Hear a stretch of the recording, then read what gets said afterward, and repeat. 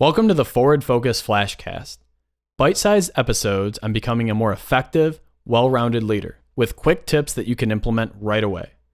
I'm your host, Jon Reusch, and in today's conversation, we're actually talking about an activity that you can do with yourself or do with your team or even in a large group setting that will help you identify what your core values are.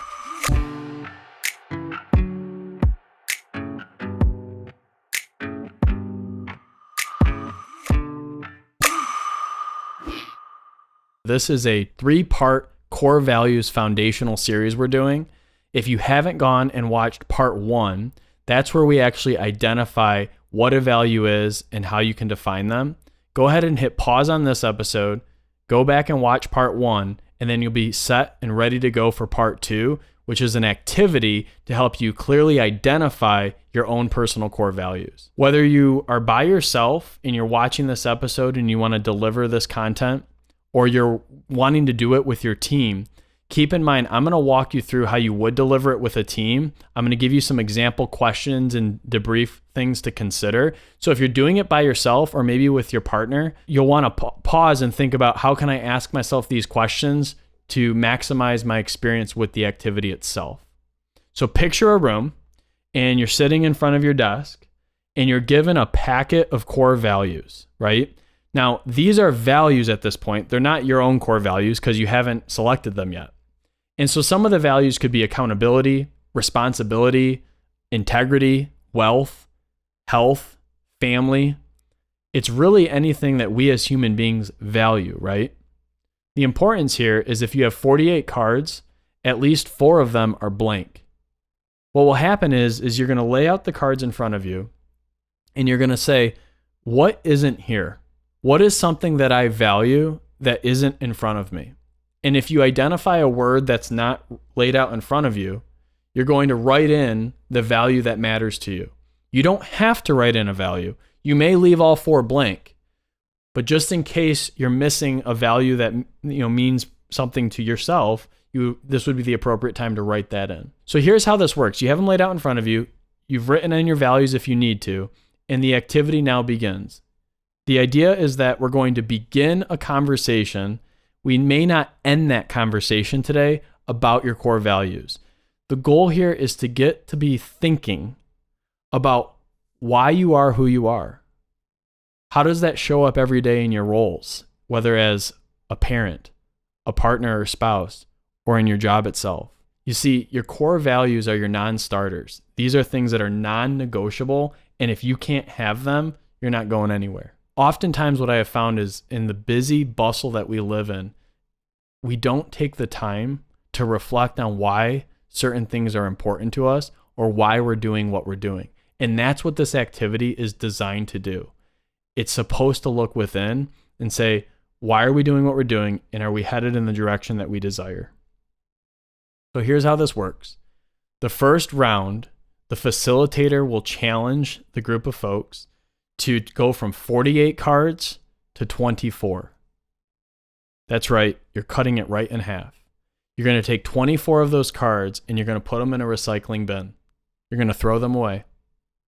And at the end of the 5, maybe 8 minute, somewhere in that range, exercise, you'll finish with 24 values.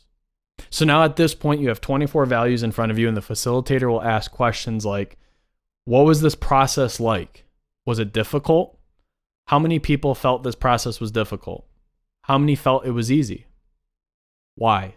Can someone walk me through how you identified which values were remaining and how you identified which values you were getting rid of? Were there any specific values that stick out to you that were very difficult to discard? Were there any values that right away you knew were going to remain on that table? And you just unpackage that conversation. And after about 5 to 7 more minutes of debrief, you're ready for round 2. You go from 24 values to 12. So you're getting rid of 12 more values and you're recycling them. You're throwing them away. And you then ask the same questions.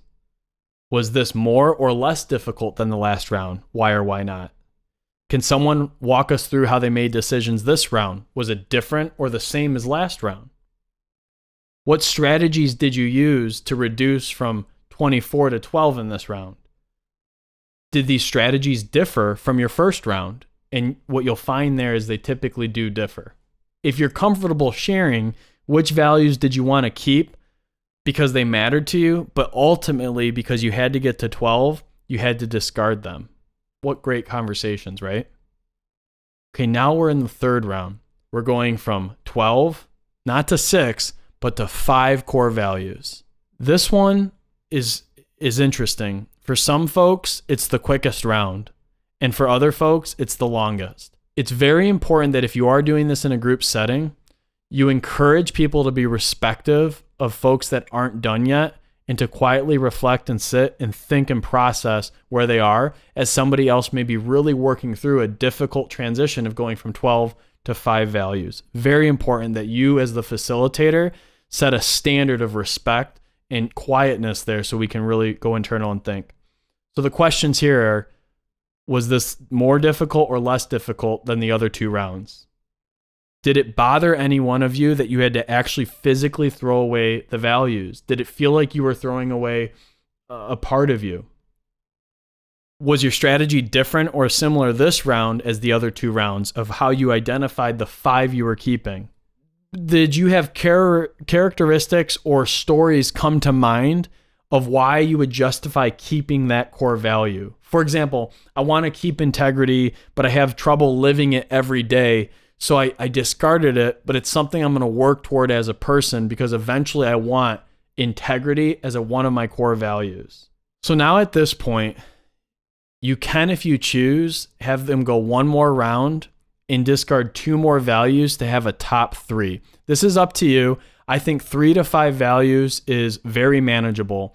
I love to push people to that last round to come up with 3 core values. Remind them of the characteristics of core values. Remember, freely chosen, acted upon repeatedly, they're prized and cherished, and they're verbalized publicly. They have to be those 4 things to be real core values. Here's how you land the plane with this exercise. At the very end of it, you ask, why was this exercise challenging? How did you differentiate between 2 values? How did you pick one or the other? If you have honesty and integrity, how did you define keeping one and getting rid of the other? Ask that question. Explain that in life, we have conflicts with our values all the time, don't we? We have what we call misalignment in our organizations. That's natural. It's not so much that your values are in misalignment that's the issue. It's how we respond and handle that misalignment in a negative or a positive way.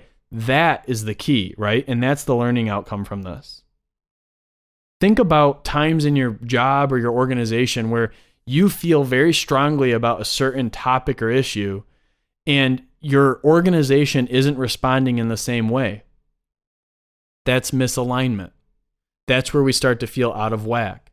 And if your team isn't having conversations around what matters to them on a regular basis and how that shows up in their role, that's what can create tension. That's what can create conflict. Core value activities like this should be done on a regular basis.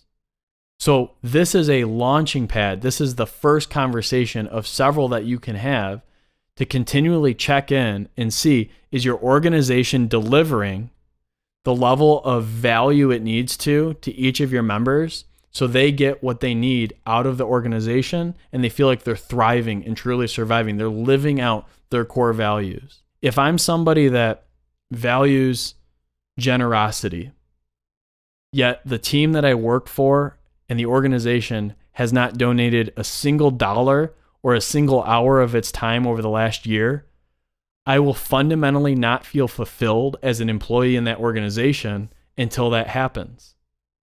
So I may not be able to fine tune why I feel that way until I do this exercise and realize I need to bring generosity avenues to this company. I'm going to lead a local soup kitchen volunteer event every month. I'm going to raise 50-50 at our next event and donate half that money to a local charity or a cause I care about. That's how you can live out your core values and be in alignment if you feel the organization and the individual are not at this moment together at that point. Couple final things to think about. Remember, this is a starting point. It's important that it's a safe space. What's learned in the room or through the activity can leave here. But what is said here specifically or verbalized, that stays here. What's learned here leaves here. What's said here stays here. I promise that if you facilitate this activity or reach out to us to have it done for you, you will find more authentic, real conversations between your teammates, and your organization will absolutely level up in regards to the direction that it's heading, living out core values of your people. I'm so excited to see what you do with it, and I'm looking forward to hear all the testimonials out there of how this has benefited your organization or your career or your team. If you found value in today's content, please be sure to subscribe so you never miss a lesson to be the leader that you deserve to be. Until next time, lead on.